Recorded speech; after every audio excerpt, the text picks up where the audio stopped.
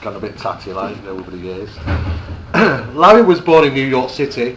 He grew up in New York State. He enlisted in the United States Air Force in 1979 and received his honourable discharge in 1981. Warren attended the University of Connecticut School of Broadcasting in Media Studies. Go figure. It is. It is. And in the 1980s, had the honour of working with the numerous rock and blues luminaires in a public relations capacity, including Stevie Ray Vaughan. Wow. Some great photographs of him and Stevie Ray. B.B. King, of course. Oh, yeah. Respect. And of course, Eric Clapton. More respect. The band, Pink Floyd. Johnny Winter. Yeah. Dr. They're all dead. Dr. John. And Miles Davis. So I'll tell you a story about during this talk. He's also worked in different capacities in radio and television, and is a musician and self-trained artist. Some of his paintings are really good. I've seen. Has anybody seen them? Yeah. Some of them really good. Thank you. Thanks a lot. Larry became the first of the Bentwaters UFO witnesses to go public in 1983. I remember it very well. I was very shocked at the time, and was one of 20 military witnesses to testify in a disclosure project in 2001 at the National Press Club in Washington D.C., which you can find. I think it's still up on YouTube. It's on YouTube. It's on YouTube. If you haven't seen it, definitely watch it. Tell you a little about that too today. What really happened there. He told this story to television and radio worldwide as a whistleblower in the sense of speaking, including CNN, the BBC, Nippon Television. Crazy those Nippon Television guys. Mad cats there. Entertainment Tonight, Sky TV, and the Sci-Fi Channel, and probably many more. Otherwise his bio go on and on and on. Larry Warren considers himself as an activist for UFO disclosure and military witnesses' rights, which is a very important issue. And of course, he lives in our wonderful country. So please give a good warm welcome to Larry Warren.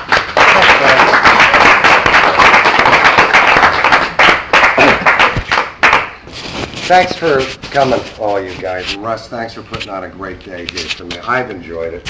I've enjoyed the speakers. Brilliant talk. The lady that was here, she's still here, she's gone. And she was good. And Russ, I learned more about the Berlin thing than I ever knew. And it's good to see some friends from down south and up north and points east and west and some new friends. And you know what? Who needs to be here are here. And it's not about the capacity of the room. I am not technologically good. Forget that bio. I mean, it's like outdated kind of thing. And that none of these things existed. But so what I'm going to do is try to give you some visuals. I am not a researcher. I'm a whistleblower. I'm a witness. And I, quite by accident, ended up in this role and tend to stay in it because I've seen what I and others lived through get rewritten quite aggressively, even with the media, with other participants, some, the minority. Remember, what I'm about to tell you about, the majority of people that lived it have remained silent. Reason being, because they've seen what's happened to me and some others. Down now, ready for you? Yeah, okay, you know, you don't have to put, yeah, okay. No, we don't want to Thanks, see. Russ. As long as everyone gets, that's good. My eyes ain't that good, Russ, so I need just an inch. I was 19 years old when this... Yeah, that's great, Russ, thanks. Thanks, buddy. I put him on here. I do things on my Facebook. I put silly things. I don't try to get too political. I basically have Facebook. I have a mother with dementia. I try to keep in touch with my sister, though because of the role I got cast in years ago, I'm known for whatever. But in real life, I'm a regular working stiff. Anyone, if you know me, it's nothing special about me. I try to be a good father and friend and all that crap. But I'm a regular guy. I'm nothing like I've seen other people act like in the world in this stuff. But I love this phrase. I love this man. When I drank with him once when he drank still at the Improv in New York years ago. And I was very lucky, like Steve read. My bio, my co-author, Peter Robbins, we're both from an entertainment background, believe it or not. And though I'm known for the big ugly, I call it, Rendlesham, right? But I have a whole other life that I lived. I worked for Epic and Atlantic Records for 20 years. I co-signed a band called Metallica. I got a huge $500,000 finder fee with a friend of mine, Rich Carlson, as A&R guys that found them, all kind of things. But, the music business is very difficult, and there's a lot of temptations, and $500,000 you could blow literally in one night. I mean, it was bad news. It was crazy on the road, year-round, and then doing this thing that I'm here for today. And because it was important, but also living with post-traumatic stress. Now, anything I say about me, you can times it by any of the bent waters, the Rendlesham witnesses. George Carlin was not one of them. But I like how the man thinks. He's a New Yorker like myself. We're both from the Bronx originally. And I miss this guy because, you know what, he wasn't a comedian. He was an observer.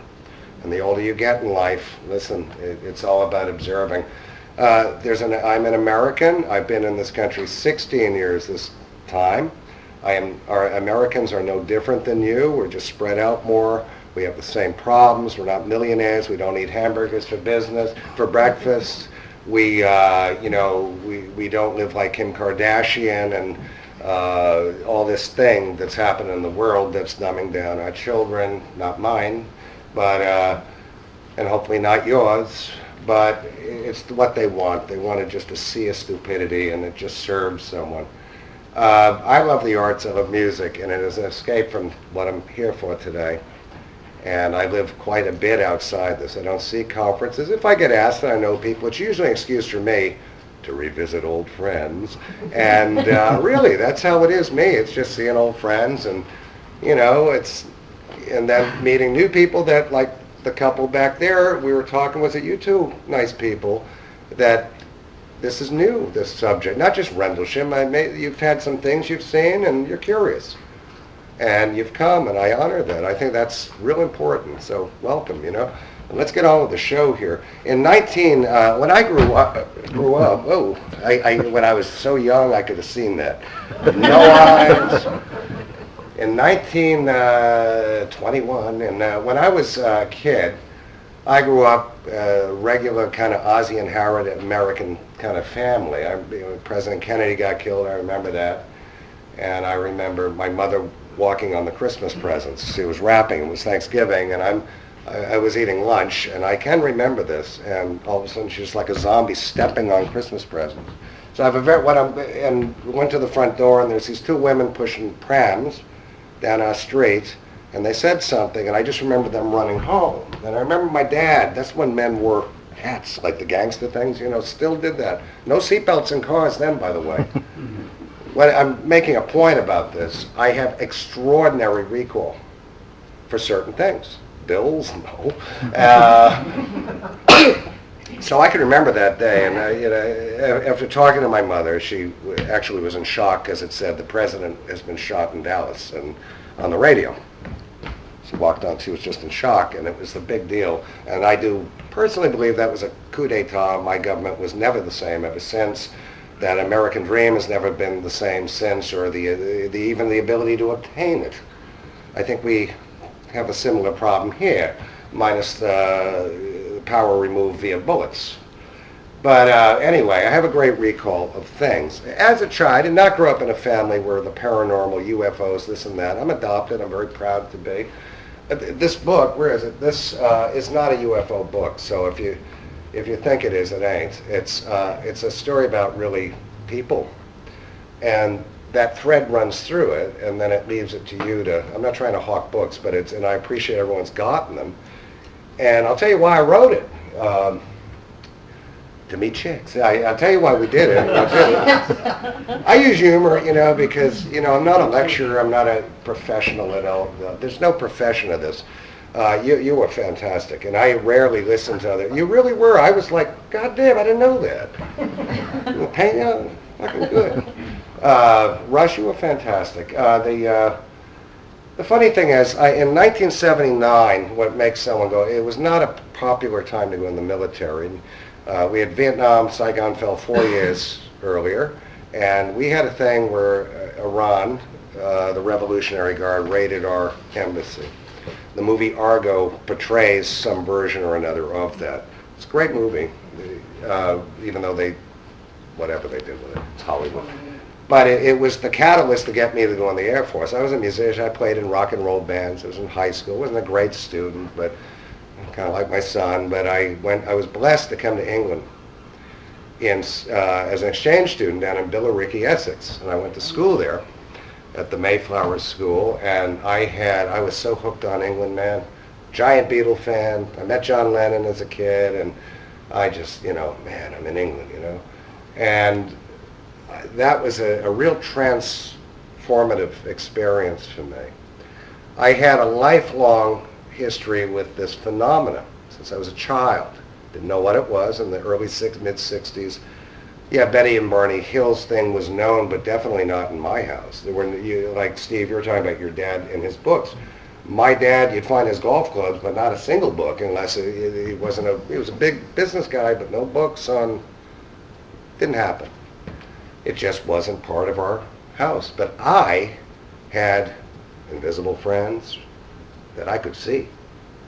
And they come to my crib and they go, and their head would move in ways I can't. So we didn't know I didn't know what it was. So I had a history. You'll see all that in this. I'm trying to bring you up to boom. So in 79, I enlisted in the U.S. Air Force. And it wasn't a popular thing to do. My friends thought I was nuts. I thought of the Navy, and I get seasick, and I wasn't going to do that for real. And then the Army, but the Air Force wanted a higher standard, entrance, and I thought, oh, this would be good. And I wanted to go into a combatant thing. The Air Force isn't a lot of ground combatants, so we were like RAF regiment would be the closest thing I can relate to. And we were, so I chose the security police field, but I wasn't security police. I was a security specialist. There were two divisions. There was the cops on the beat, and then there's guys like us you didn't see much. And we were all, ready for combat and war, and we had big guns. And we were killers, they were trained to kill. That's what we did. And it was the height of the Cold War. It was a hot time. So I came back from England. I said, well, I want to go to England. The Air Force, at that time, ask a young kid now, they don't know we had American bases all over this country at that time. And I got the last assignment, last country of choice, which was, I chose England, in the whole U.S. Air Force on the enlistment program. So I came in. John Burroughs, I was the same rank as John Burroughs when all this happened. They always say sergeant. No, he was an airman first, just like me. Pennison was just a staffy, that's all. But there's so many more guys. So I go into basic training, and I go through that. And it was hot as hell in San Antonio, Texas, hottest heat I ever seen. But I look back now, and I'm not going to go into it. There's a lot of things not in there. It just didn't make sense, so I just have skipped through the raindrops over the years, over things where I'm saying maybe we were put in place, really, And I will take questions. You're at one where I will take questions. No problem. There's David Bryan, you in the... No, we're all right. There's no dead rat on someone's... Anyway, so we, he made his bed. So, long story short, and that long stories, I got in the security forces, security police as they were known then, security specialists, which had SS was our symbol. We'd be marching SS, the best, element one, second to none, and God, thank God Jewish people weren't around. But that's what, no one thought of that. And I came over, I got to RAF Bentwaters, my first base. I had been fully trained. I had Air Base Ground Defense, which was an advanced ground defender training that they chose you whether you liked it or not. So I had 12 weeks of security forces training before I even came to my first base. Took some leave. I remember driving up in my mother's car, out my uniform, and all my friends still had hair to here. I'm like, what have I done? So I'm going up the road, and I can remember about to turn, and Song comes, John Lennon's new single, Starting Over, premieres on the radio. Who knew? Real soon. And I remember the time so well. Jimmy Carter was still the president. He was on his way out. And I go to McGuire Air Force Base, and this is the beginning. There's a guy connected to these events called Rick Bertolino. You might have seen interviews, a rare thing, Linda Howard. Well, I run into Rick Bertolino in McGuire Air Force Base on our Mac Hop over here, Military Airlift Command. It was a charter flight. And I'm in the bathroom, and like an idiot, I go, "Where are you going?" He goes, "I'm going to Bentwaters." We're at the urinal. And I go, "Bentwaters." And I go, "I'm going there too. They got nukes there?" Now, if you can imagine, this bathroom was full of officers and colonels and everything. And back in the 70s, we had a commercial, "When Merrill Lynch speaks, people listen." And you'd see a whole street just stop when someone goes, "I'm going to Merrill Lynch," and everything would stop. Well, that exact thing happened in the bathroom. And Rick's, and I'm like, "Well, do we?" You know, I was a problem from the get-go. So there were a lot of things going on. Flew over. I remember two people messing around with each other under a blanket next to me. I can still remember it.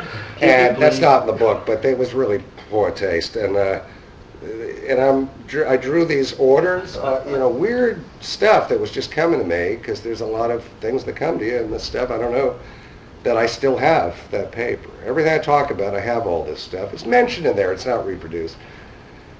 And it kind of makes sense to me now. It's so odd, this whole freaking thing. And so sure enough, I landed Milton Hall, and they had all the signs for all the bases. I'm trying to give you my experience, how it was for me, because it happens not long after. And there's the headlights for Bentwaters. We all get on it and drove down. There was snow on the ground that day. It was December 1st, 1980. Sun was up. You can check the weather, and there was a light covered in snow on the ground coming from north in the base. Turned into the base main gate, got off, and my guy that greeted me was a staff sergeant named Bud Steffens, is a name we know. And I'm looking around going, I was used to U.S. air bases, which are like the size of cities, right? And I'm like, there's not much here, And I go, "What's there to do on the base?" And he goes, "Well, we got the bowling alley over there." And I'm like, shit. I'm like, really, this is, how many years? I got to be here 2 years. And he goes, "If you want a good hamburger, bowling alley. It's just about everything you want. Go to the bowling alley." Then we get a taxi, JJ Cabs, and they're Arab, And I'm like, oh, okay. It's before they started knocking buildings down, or whoever does it. And then we went over to...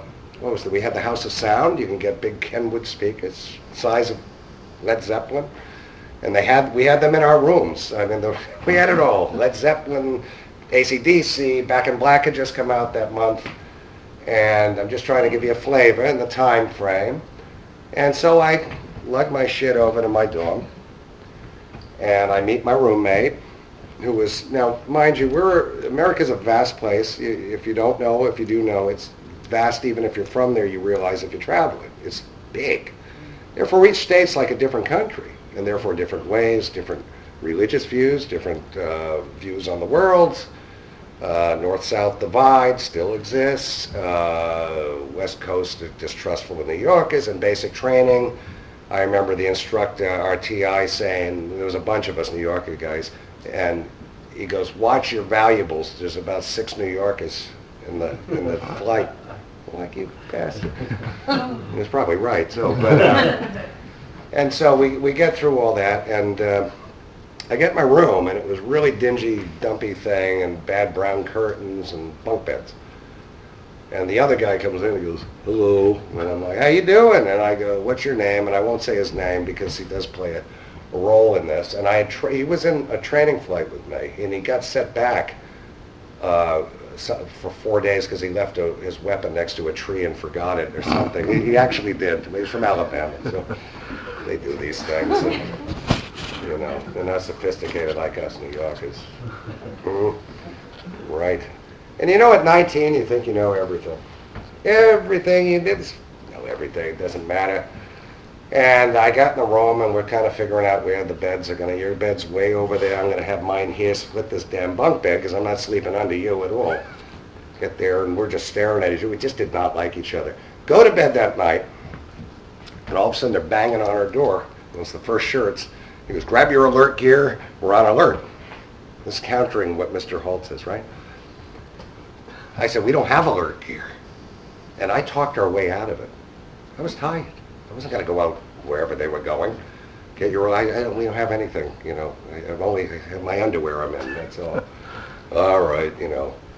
So the funny thing is that when you get to these bases, you start a 2-week program of base familiarization and requalification firearms. We had a twin base complex. We had massive WSA, which I'll get into, weapon storage area. Woodbridge did not have an active WSA at that time, but massive bases. Longest runway in Europe was on Woodbridge. In general, it was the longest. And so we went over to classes every day. The next morning we had a met Gordon Williams, Charles Holt, these are names, our deputy commander, very involved in this, and everyone else, the British police liaison officer telling about drink driving, and back then, you know, this is law enforcement in this room, there was no breathalyzer, if I'm not wrong. It was, good evening, sir, how are you, right up to your face, is that accurate? And you guys are good. You didn't want to get nabbed here, even though I guess a lot of people drove around that way. And we got, you know, I had been to England, but they were telling people that never left, you know, backwoods Alabama or Arkansas or anywhere. You know, we're just out of high school, a lot of us, but we were now trained killers.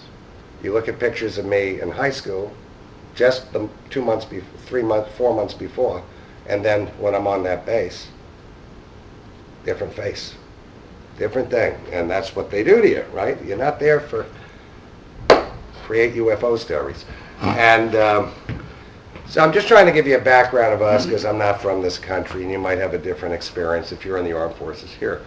It wasn't an exciting place to be. It felt weird to me the day I got on that base. It felt wrong. There's something wrong with it. Just a gut feeling. Ominous, something wrong. Did I have foresight? Psychic foresight? I don't know. I didn't feel right there. I didn't dig it. I didn't like it.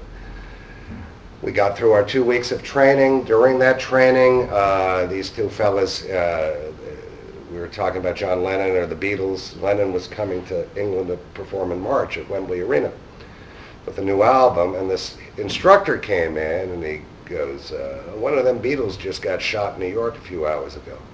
See, this is a big 2 weeks before what I'm here for. And we're like, fuck, you know, that was a bad day. That was just upside down. And I remember this bartender in the All Ranks Club, Southern guy, always. Yeah, that guy was a communist. And I tell you what, I was thinking, you know what, dude, I'm going to come over this wall. But, and you know who that was? Monroe Neville, of all things, that he was a communist. I didn't know what role this guy would play later on, you know, Mr. Geiger Counter. And that's why I always remembered his voice. I go, that's that guy. And he tried to gas us in this trailer once, too, but put out the candle. Fuck, I took it off and kicked the door open and ran. I just shut me down, the tear gas. Anyway, we get through our training. We're familiar with the base. Now you are posted to flight. We do not have the option of sitting around for 6 weeks to wait to go onto a flight. I had all my clearances. Everyone else did. Came over with Ed Kavanasak. He's an airman that went through the first night's events. Ed and I trained together. We flew over together. We trained together again, and then got our shift posting. He got C flight, I got D. And because we're new, we're doing the night swings, all that. 6 days on, 3 off. 6 on, 3 off, how it worked. So first week on flight, we're out riding with law enforcement, just getting familiar, being in the job, even though we're not in their job.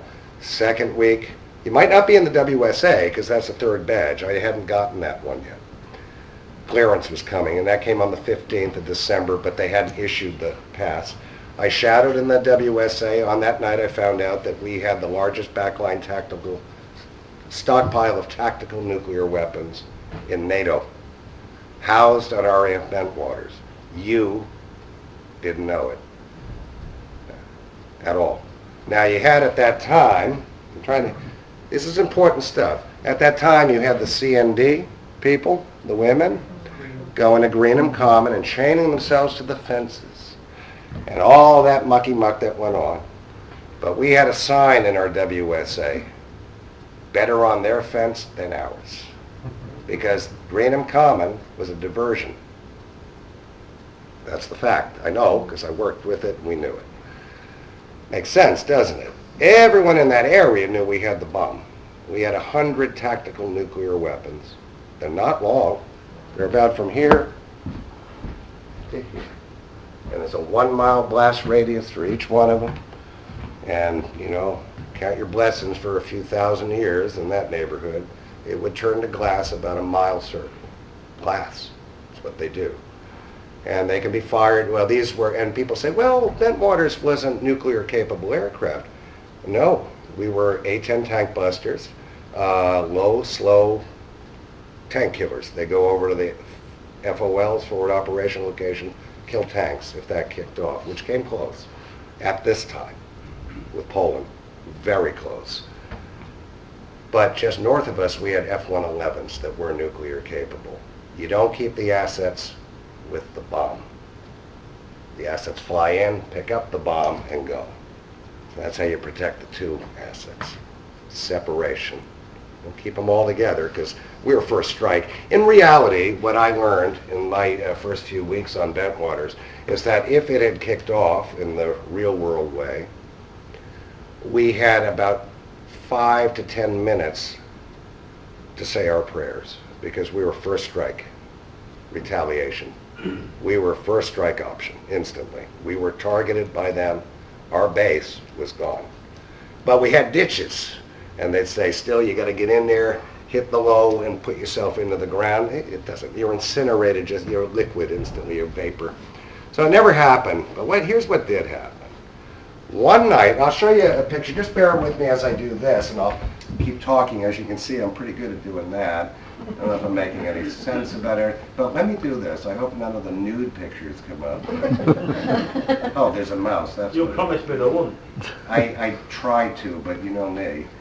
It's something about... Larry, do you want the other lights out or anything, or are you okay? No, I'm just looking... Steve, you okay? No, not on computers. Photos. Yeah, Bob Marley, I don't even like reggae. Who put that on? Oh, there they are. Okay, I'm gonna show you this. And yeah, right on. I'm gonna give you just a little rundown of back in the day. Forgive me. I'm okay now. I'm fine. Thank you, brother. And forgive me, this is not a PowerPoint. I wish I knew how to do those things, but I don't. Anyway, there's me on the base, drinking. There is me in a girl's room. What we were doing... Larry, do you want the lights down just to... Well, yeah, okay. Yeah, sure, I'm better now. Oh, there you go.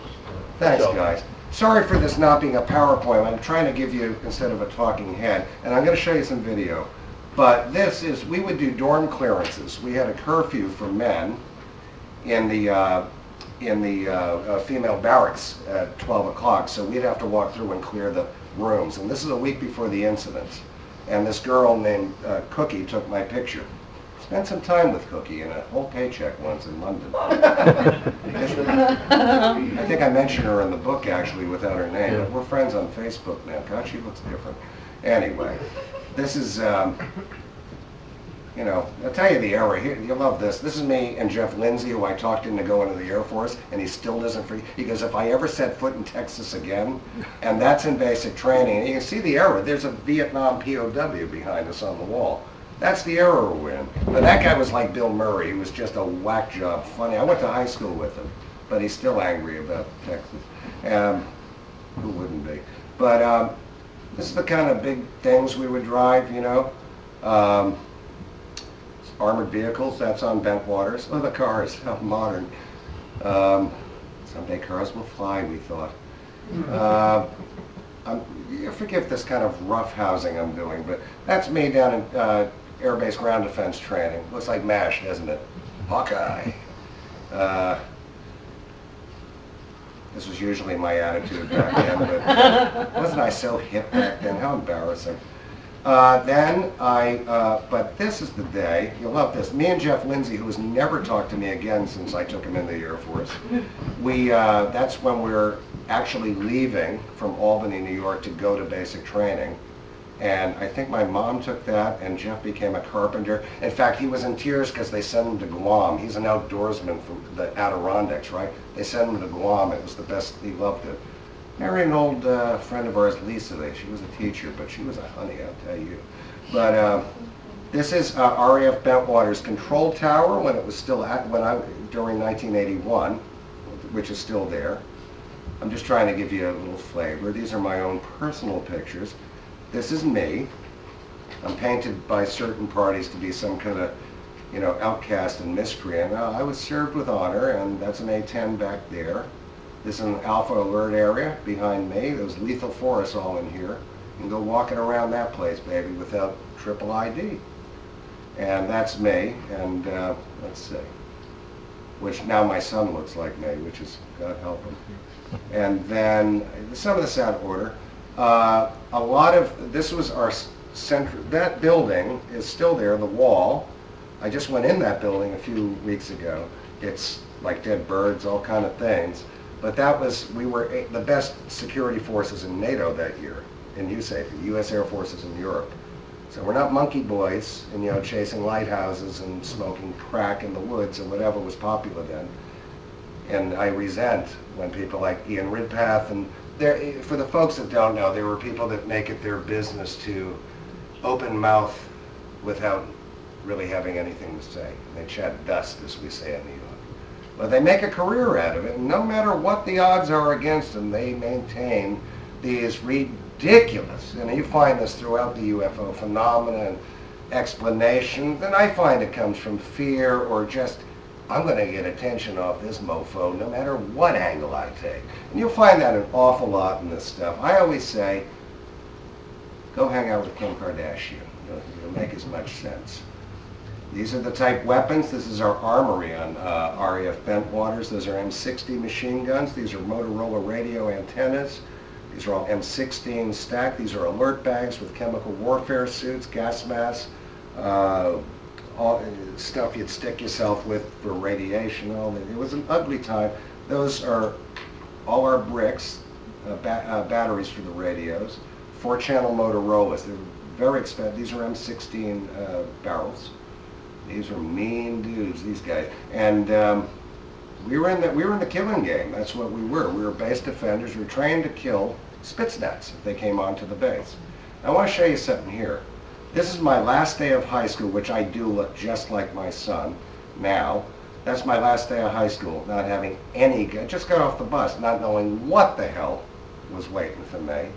Now you see the difference in the face. The older I get, I start to look at, what happened?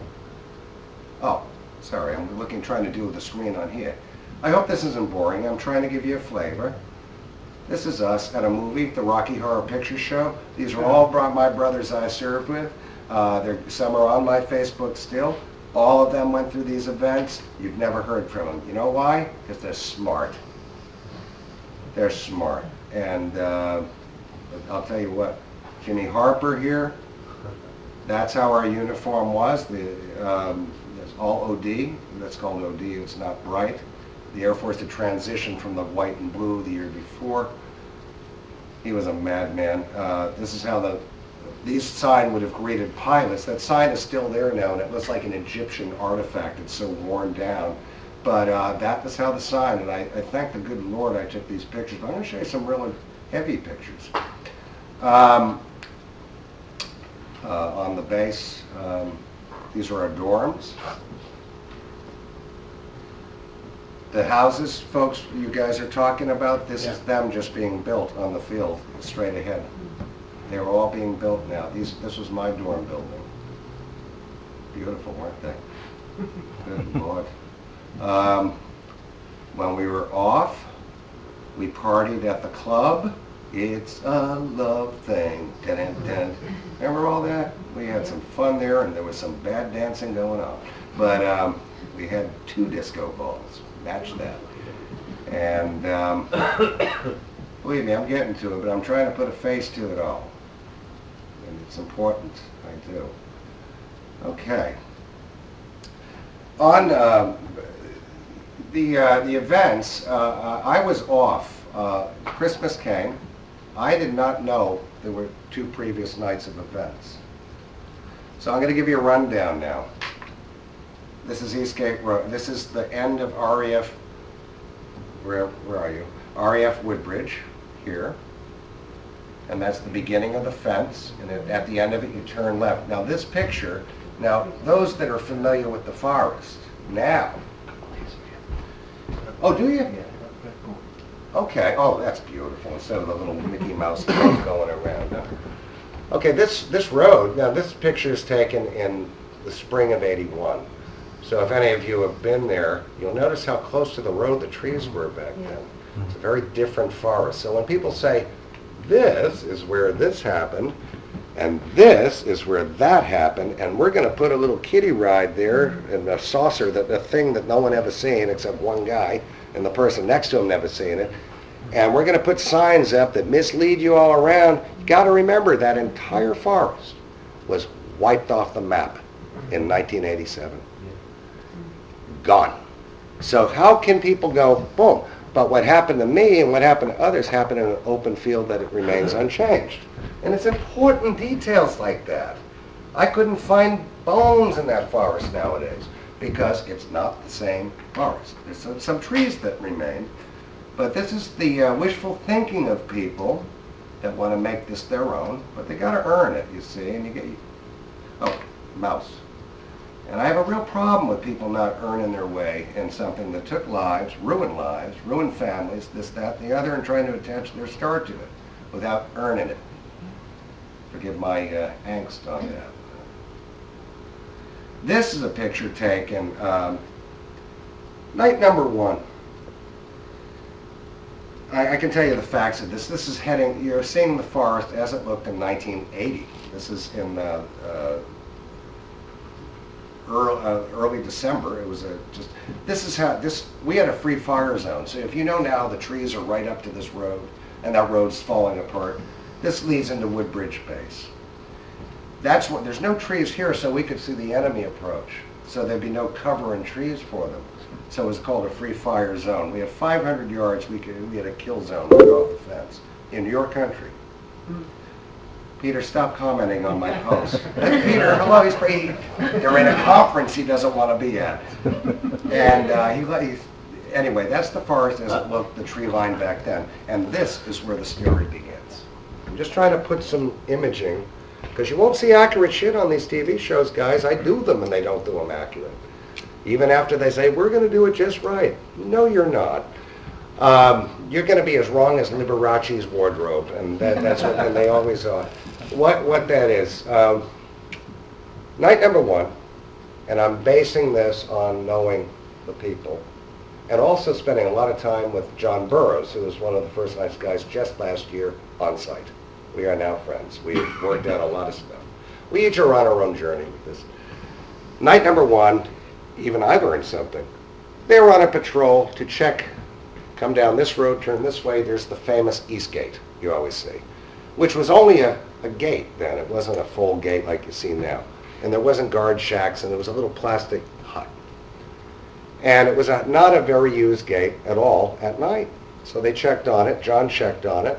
He was with Bud Steffens in a law enforcement police car. They were in a different division from us. They turned around. John was not on the post on the gate. They were on a vehicle patrol checking. They look back, just like you're seeing now, and right in here, actually, if this truck wasn't here, go straight through it. Use your imagination with this. I can show you exactly where it's big. There was something that looked like an air crash in the forest. So they called back, get off my Wendy, I went to high school with you, and they went and called for, we think we have an air crash. There's some weird lights out in the woods, in the forest, on the ground. So at this point, Jim Peniston, sergeant, staff sergeant, law enforcement, not security, not in my division, he's not a senior guy to me, comes down, I don't know who that is, Louis, get off. And you'll see all my business. And they came down and they also seen this stuff. And Jim had Ed with him. because this was our last week of riding with law enforcement. Then we're out on our boring posts in aircraft areas, so you would never see us again. They pursue the lights. Bud Steffens did not want to go into the forest. He was frightened. Remember, he's the man that picked me up my first day. They pursue the object. Ed has told me, I followed them. They wanted me to relay because the radios, you try a cell phone down there this day, mobile. You can't get much. Our radios always had trouble in this region also. Our big, powerful radios. So they pursued. You've seen the accounts on television, the different this and that's. They pursued the object through the woods. Ed was relaying. He saw lights. I'm going to show you something in a second that you've never seen, or some of you might have, because I put things out and don't say anything. They make their way through the encounter. Now, Sergeant Peniston says that he encountered this triangular thing, put his hand on it, took notes like he's giving it a ticket.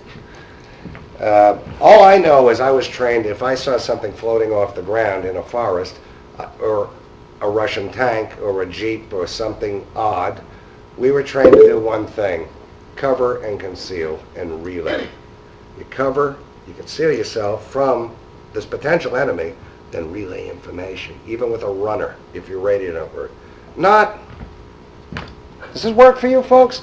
Pull out your notebook and like, man, that's strange. I'm not knocking the guy, he does that to me, good for him, but to me, in my logical mind and the way I was trained, I know he goes about his training, it doesn't, in just human behavior, something floating off the freaking ground, I'm legging it. I'm going.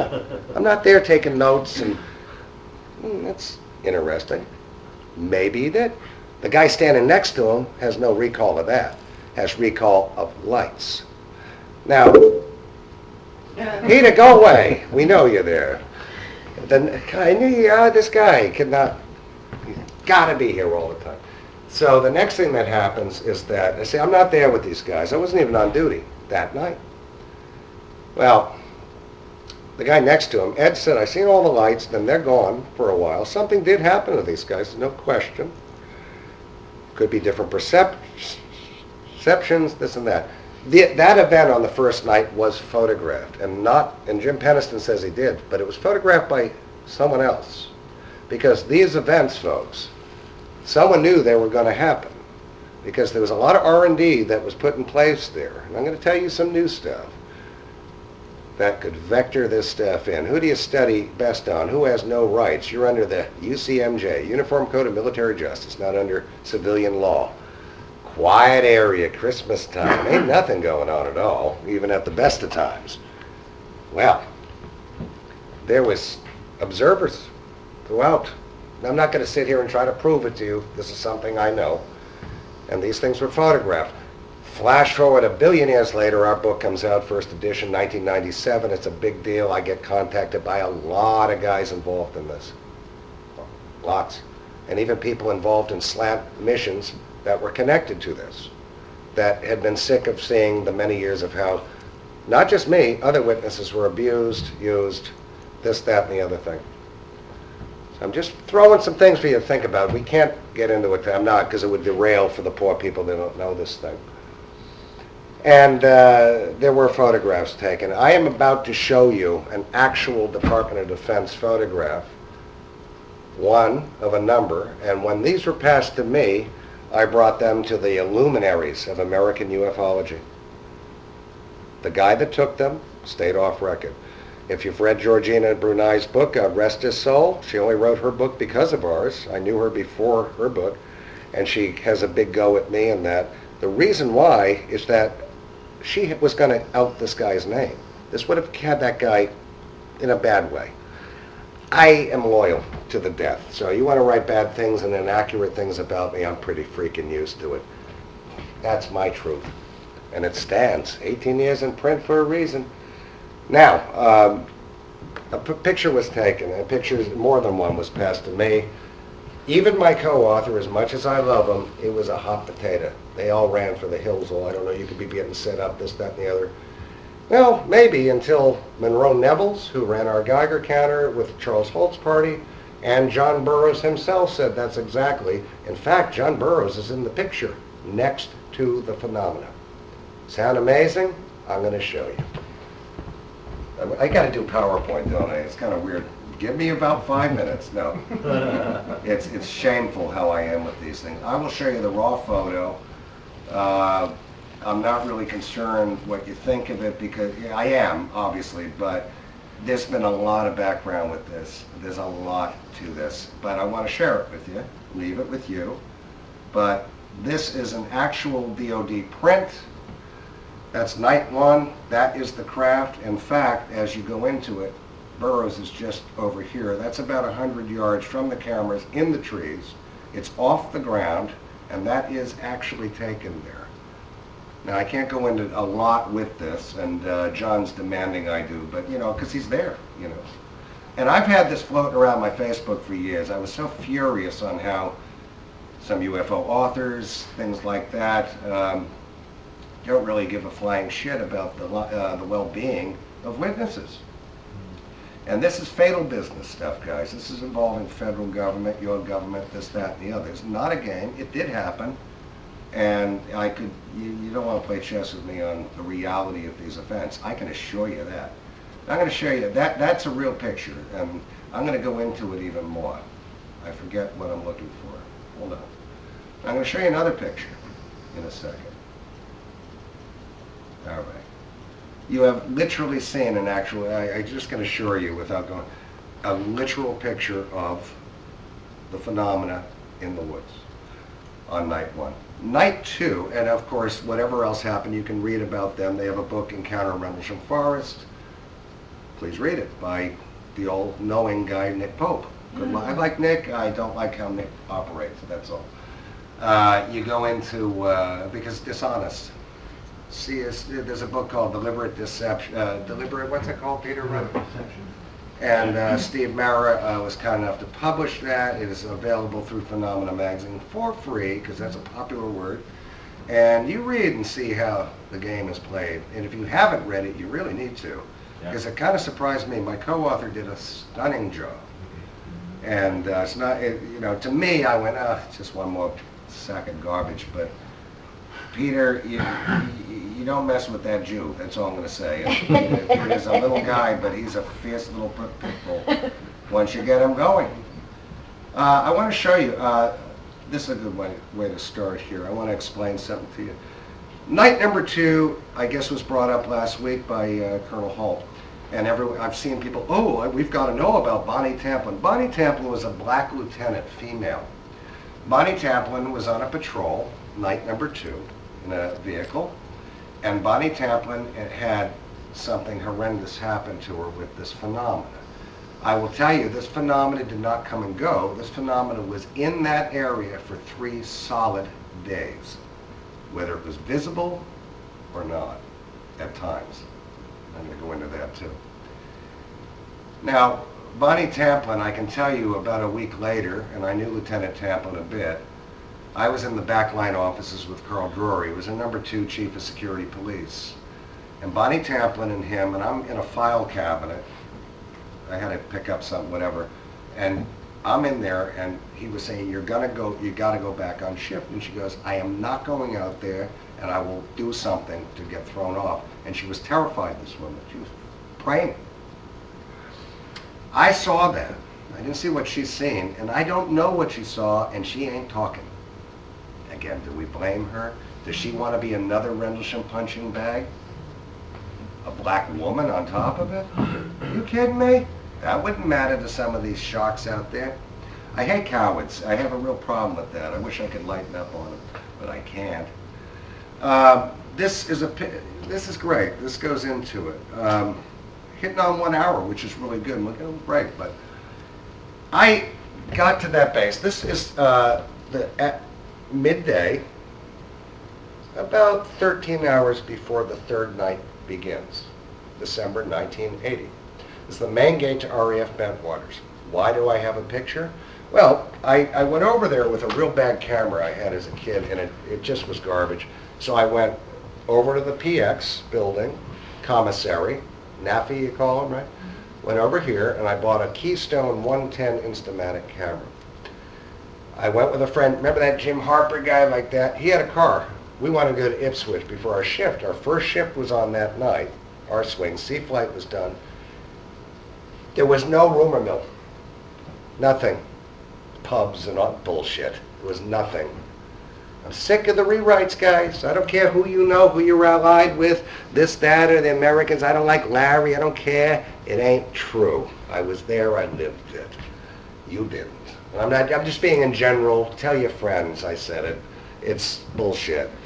I know what went on. I went through it. I lived it. I was there. I was part of it. So I get my camera. We pull up here. He's taking us to Ipswich. I wanted to check. I did not know, and this is Sunday, I did not know everything shut down like Boston, Mass. On a Sunday. Back then, everything. It was a ghost town in Ipswich, right? So I wanted to check an app. But Jim said, I'll take you. So me and a few other guys, I said, stop here. I just tested the camera. That's what's important, and thank God I took this picture. It's in the book.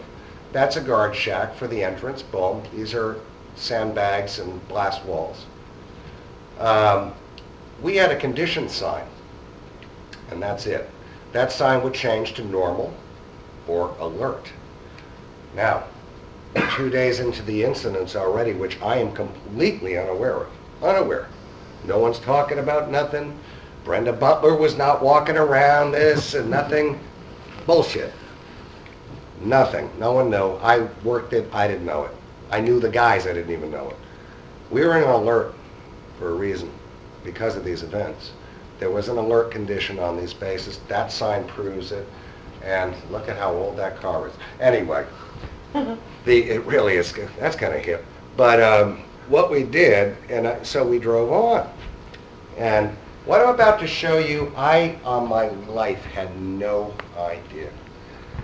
And thank God for Facebook. I took that picture. We drive, and we went to go, he was bringing us to the free bus, which was on the main gate of Woodbridge.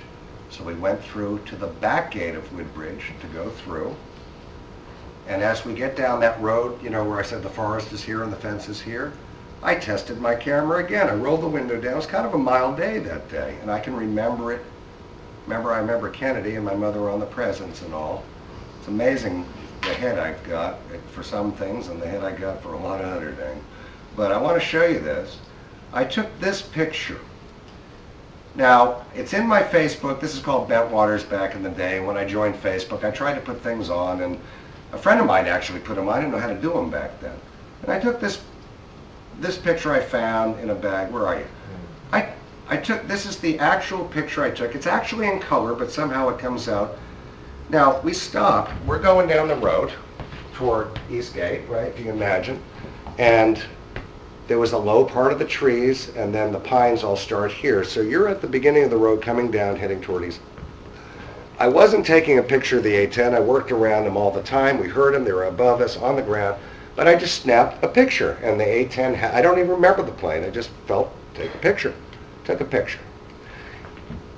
34 years later, that's sitting on my Facebook, and it was one where I'm thinking, why do I even keep that? But, oh, it's a nice silhouette of the A-10. And that wasn't, it was going into land over at Bent Waters. It was crossing the back end of the forest. It had nothing to do with leaving Woodbridge or anything. Now, what I didn't notice, there's a guy on my Facebook named Mick Sayer from Essex, and I believe in giving credit where due. And I'm just one day, and this is where weirdness comes in, one day, I'm sitting here, I'm off work that day, and I just started putting, you guys might remember if you're Facebook, pictures after pictures of Rendlesham things, nonstop, over and over. It's not long ago, just last year, over and over and over, and I'm like, what the hell am I doing? And I came to that and I go, but then I do this. I go, oh, that's interesting. Well, I want to show you something. See, that picture's on my Facebook. Didn't pay much attention to it. I know as much as you do. Now, there's more comments now, but I want to show you this. I see this comment right here.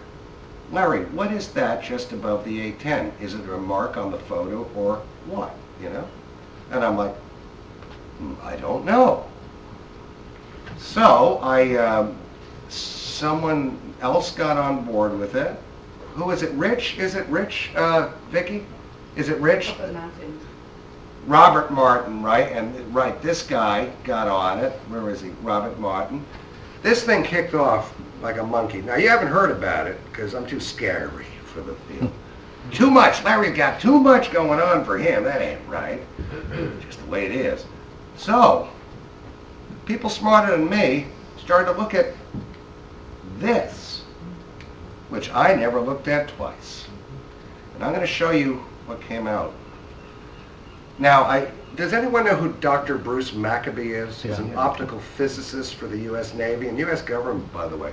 So when I say this has been analyzed by someone with credentials, it has.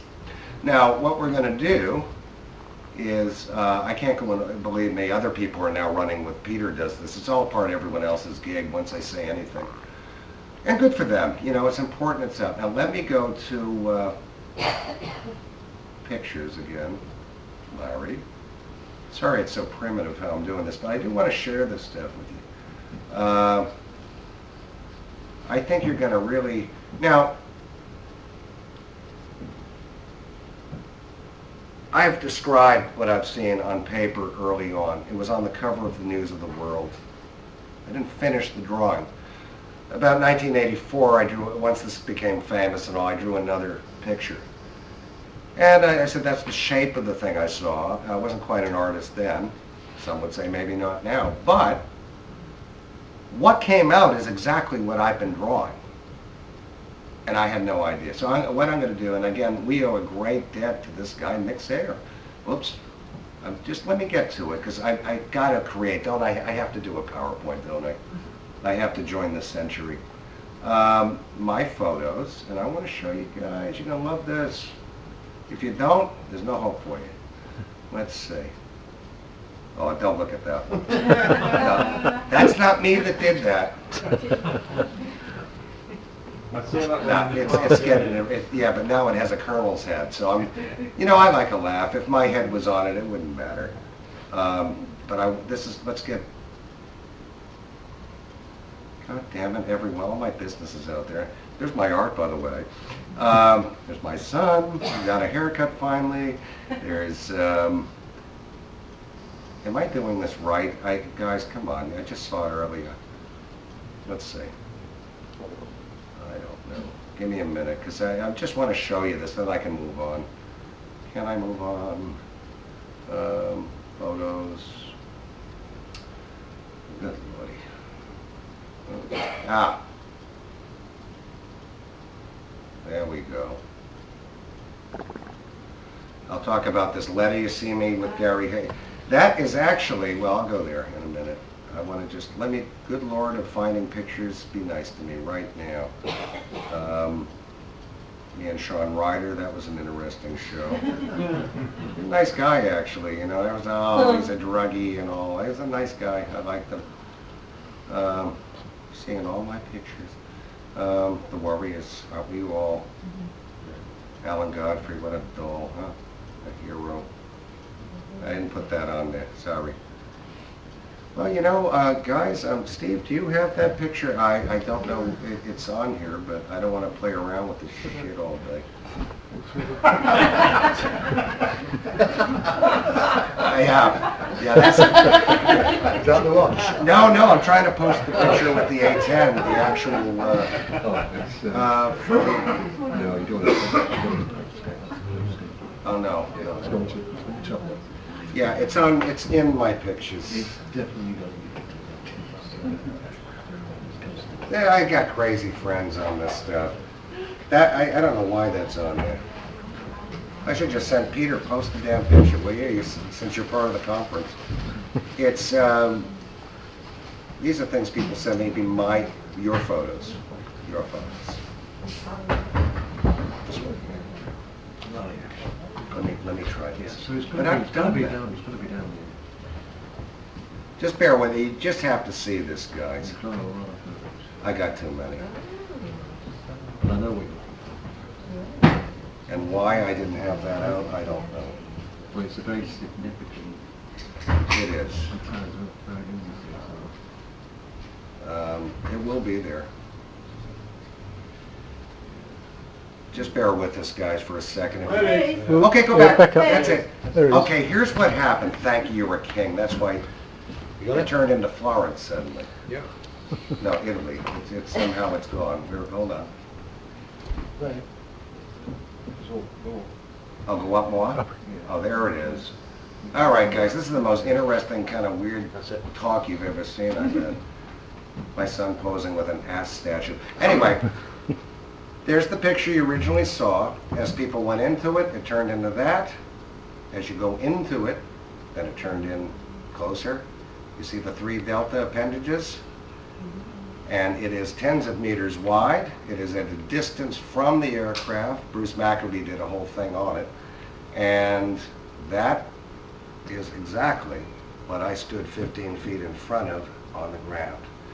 But what this, more important than that, this is 12 hours now approximately before my shift began and night 3 began.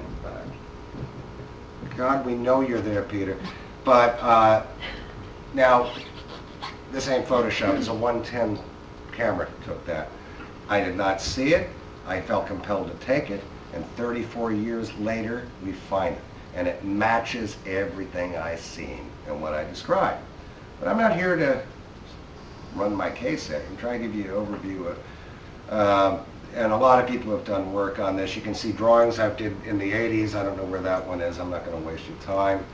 But there was even something above it that isn't defined. And what this tells me is that this phenomenon was in the area nonstop.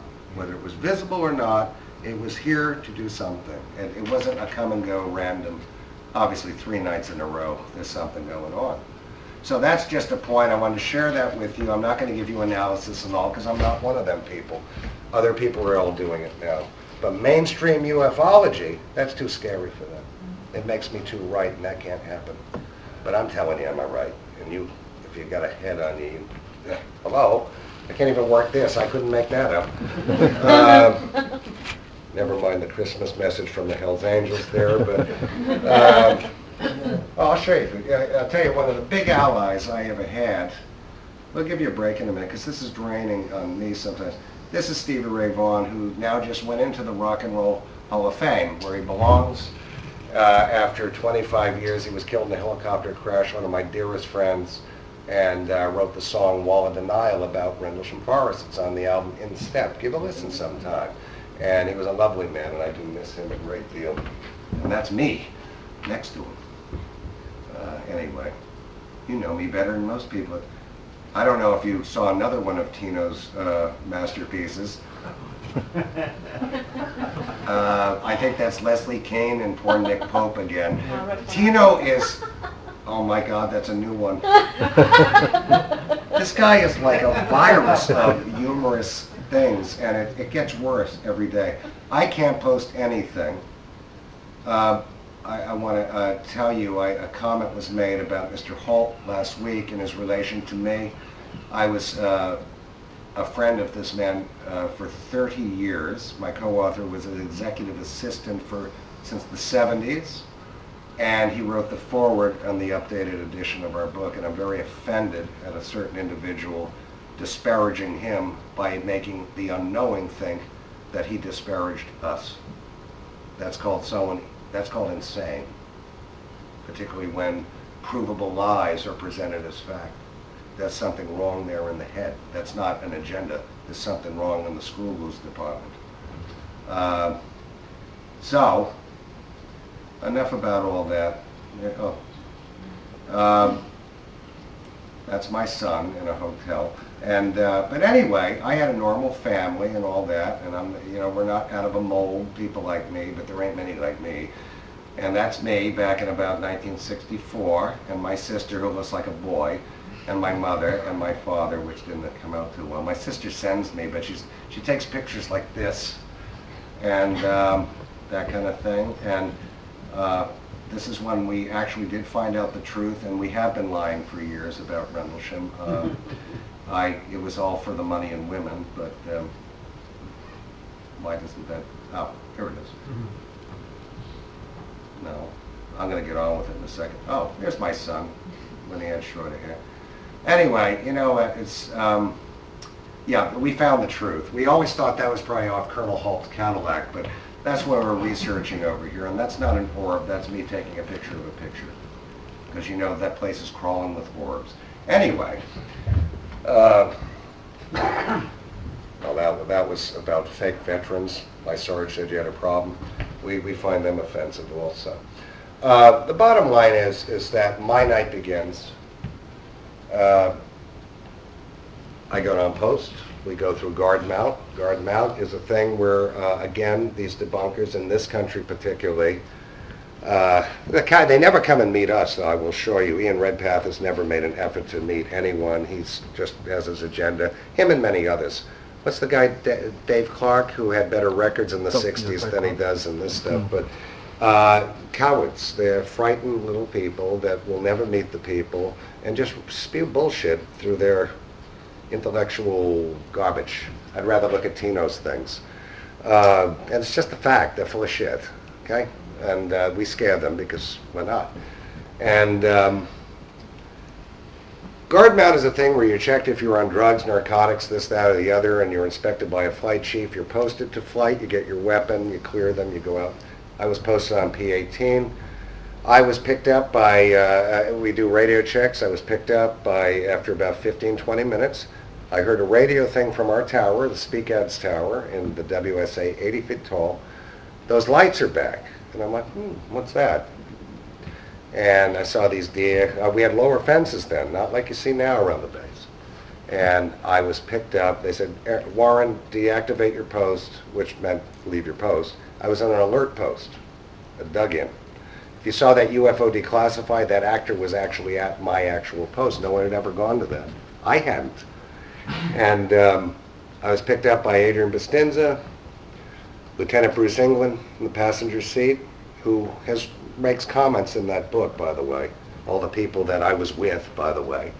And Steve Longero in the back, Mark Thompson, open pickup truck, not a Jeep, pickup truck. Made our way to the motor pool. I didn't know Busty well then. He was a sergeant. And we had to refuel light alls. Light alls are, you always hear them in these shows. They light aircraft. They're like a little trailer mounted thing. And I'm thinking, why are we doing this? It must be an exercise. We were fully armed, nothing chambered, no rounds in the chamber. That was the law of the land here. Some strange things happened at the motor pool, which I talk about at length, I've always said. You always hear I change my story. I'm actually, folks, the one that's had the most consistent one. I might have different views a little this and that as time goes on, but this is how it happened. We drove on. I didn't. There were a few people that say they were off duty. They were actually there. We met other vehicles at the old main gate of Bentwaters, which doesn't even exist now. It's been grown over, hasn't it? And I remember one of the guys in the back, Mark, his parents are coming over for New Year's. And we're talking about that, and we said it must be on an exercise and all. It was in the 30s Fahrenheit, no moon. I remember Halt many years ago saying, yep, the weather was exactly that. He says a lot of things, but it was, for me, it wasn't that cold a night. Get down the end, there was flares on the, remember the long road picture I showed you with the trees? There was a roadblock there. There was a Ford Cortina and there was a law enforcement car. There was a flare on the road. No one used those roads. What was that?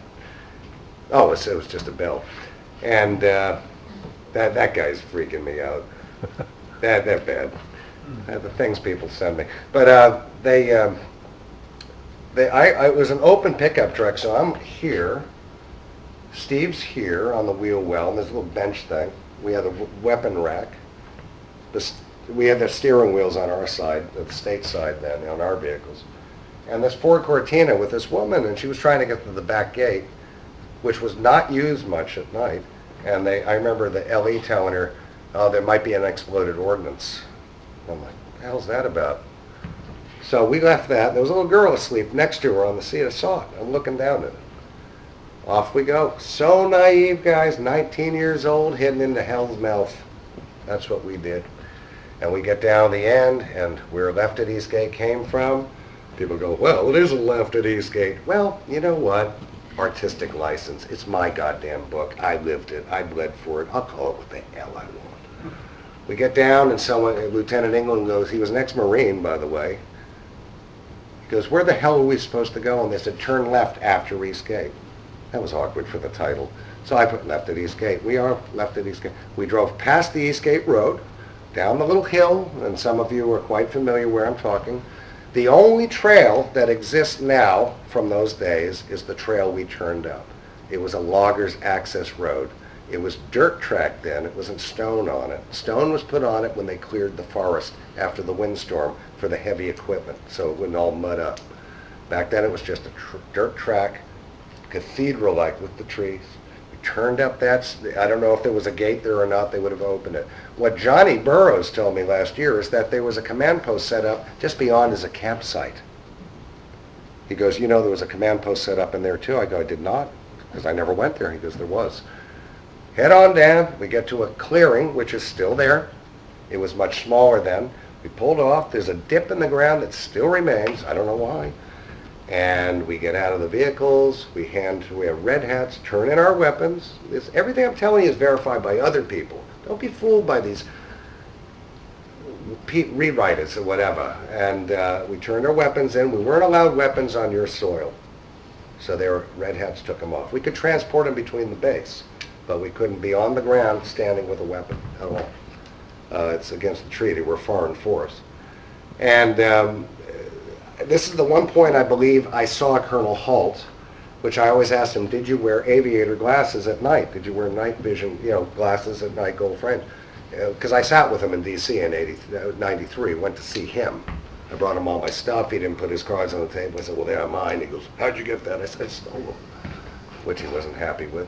But this guy came up, England's here, and this bunch of guys came up, and that's Halt's party, I believe. And they said something, and England went with them. That's why Bruce England, we split. There were a lot of people there. John Burroughs is right in the corner. John was involved 2 nights. You can't miss John, 6'7", standing next to Chris Arnold's police car. Chris Arnold freaked out and melted down. John's there, civilian clothes. And I knew who he was. I just recognized him, LE guy. And we broke up. You've heard the story. We went through the forest. I'm just going to accentuate it now. On the open channel of the radios, we kept hearing October #1. This is when I first heard the Halt tape. I went, oh my God, that's the night, because all the background, Alpha 1 security, I'm like, what the hell? We were Alpha 1. And I was with Sergeant Bustinza and 2 other individuals. We made our way through. You've heard the story. I won't take that from you. I will tell you this. I got to a clearing, which I didn't know was called Capel Green. There's a big giant tree, which is still there. It was lit up, so it was always my marker. I knew what size, and I estimated. Beyond that's a farmer's farmhouse, still there, light on, 2nd floor. Dog barking. 2 cows in the field. It was a cow field then, 1980, and the cows were wandering at night, just kind of near us. In the field was a circular object on the ground, greenish, yellow, transparent, but not floating off the ground. I always hear it was, here's the ground, and it was this high up, but it was like fog with a definition, a shape to it. Hard to describe. You wouldn't think UFO. You're like, what the hell is this? Cameras, this events were filmed, and I will prove that to you, that they were filmed and photographed heavily. And the film and photographs were flown off that base to 3rd Air Force Headquarters in Germany. And it won't be me telling you that. It will be a captain from our base telling you that. We're going to take a break in a minute. But I want to get to this, because then it's heavy after this, if you're interested. Otherwise, I can show you funny pictures from Tino, and which are probably more fun. But the thing is, I used to be very angry and uptight doing this, but nowadays I'm like, yeah, maybe this is the route to go. Have some fun. But I do get angry at bullshit artists and liars and rewriters and revisionists. I get in anything. I get very angry about that. I should learn to relax a little more. Start drinking again, maybe. I don't know. That's bad. You don't want me doing. So what I seen is all that with these eyes. The Orford Lighthouse, if you can see, they love the lighthouse still. The press here, 35 years later, still use the lighthouse. They can't help themselves. Here's the lighthouse. Pretend. There's the farmhouse. There's the lighthouse on the horizon. You would, believe me, I wasn't paying attention to a lighthouse. Little teeny flash if you saw it at all back then. Then there's trees, and then the finger of trees come out, which you know about, right? That's where John and Jim's now moved their new site. Nothing happened in Cape of Green. Now everything happened in Cape of Green. Thank you very much. Over the trees from the direction of the North Sea, south of the Orford Lighthouse came a light much like that. It was amber. And we could see it. I'm just thinking, now they're filming this thing, and there's a lot of people out there. And there were senior people to Mr. Holt. Holt was not the senior guy here. He is a protection artist for certain people. I know it. I was the guy's bodyguard when he left. They got his general star. I know. And so that comes in. Now, you got to remember, perception, feeling, movement. I looked at this part in the book. I looked at my watch. It was a Timex watch. And everything was like this. So you've heard these newer witnesses all describe this. I've been saying it for 33 years publicly. Movement was slow, thought process. It wasn't normal. You wouldn't stick around for this stuff. Came in dead center. It was about to that light high over this 50-foot in diameter foggy thing. I am probably myself, Sergeant Bastinza was here. Other guys were here. The cameras were over there. And they were cameras filming it. And they had the cameras to do it. John Burroughs was kept back. He was off duty. You can hear him even tell him he can't come out. Holt was 500 yards from us on the other side of the field, his group. I didn't even notice nothing. Never seen beams, nothing. I was looking at what's in front of me. This thing, as soon as it's there, it looked like a basketball amber thing. And then, like, even talking was like, you're in an echo wrapped in wool. Like the feeling, it's like a movie. Boom! Blows up. But in a controlled thing with long lights. That's all I can say. On that action alone, I received flash burns to my retinas that are medically documented by the U.S. Air Force instantly. It's all matter of fact here. In fact, those documents are in that book at the back, reproduced.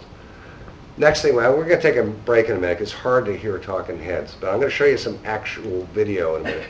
But if you're with me, you up for this?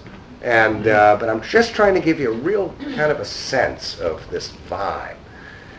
A structured object that would I cannot describe it. That guy, was right in front of us. However, it transformed. It was this movement. It had to maintain that shape, but it was always constantly. And some guys retreated, some guys were there. Cameras going all the while. Now I will tell you, there's controversy. Were there aliens there? Well, I don't know what an alien is, and people that know me and don't have an agenda about me, I've never said there were aliens there. I said there was something alive in association, my perception of it, with that craft and separate from it. There were no windows. Is it a craft? I don't know. I can't describe it for you. It doesn't look, it looks like that, but it's alive. It's alive. And when I say a thing came off the side, which it did, think of blowing a bubble. It took me 35 years to get this description, because I think some people think a door opened and, we exchanged. There was no handshakes, communication. I've never said it. I've never said the general communicated with anyone, and he wasn't a general yet. But I see it, read it all the time. You're in the heart of all that, guy. You know what I'm saying. But what I saw, and I can't prove this, but someone's got it on film, and I'm not out to prove. I'm not in the belief business. I'm in just keeping things straight. Blow a bubble off that. That's all I can describe it. This thing came off the side of this phenomenon, this structured phenomenon, and separated into three, and then faded. Blue, gold lights off the ground, which you've heard other guys describe now. And within that light, as it faded, were things with faces that moved. I could see the upper extremity, and it moved. And Sergeant Bastinza said to me, this is just like what happened in Alaska. And it was all slow, and I'm like, and it truly like a bubble dreamy effect. And long story short, our wing showed up. Other senior people showed up. They've all been protected. And that was Gordon Williams. Came in from that way, my side. I can walk you exact steps he walked in. You couldn't bring vehicles down. I asked John, why didn't we drive down to Cape Green? Then he goes, because there was a fence right here near the staging area. See, the forest's all different now. We broke the fences to get down. They'd already laid down the 2-strand barbed wire they had that night. Now there's an 8-foot fence to keep you out. Not deer. It's not a deer fence. It's a you fence.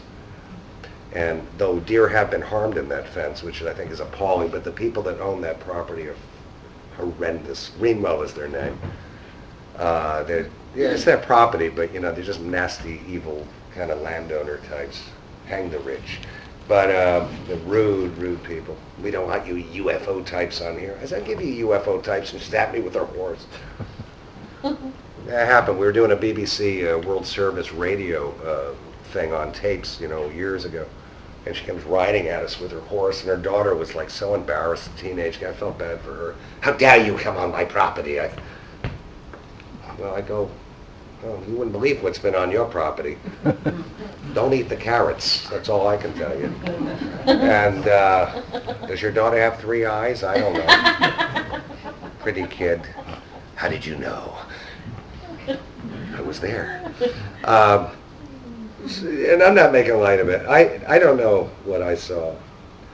You get stuck, and there's only, if you write anything about this phenomenon, if yourselves, or you're trying to describe it, anything, I'm not the only guy go through this stuff, you've seen things. Try to find how many words you can use for this phenomenon. And it all falls back into the B-science fiction genre, because I don't know what words to use.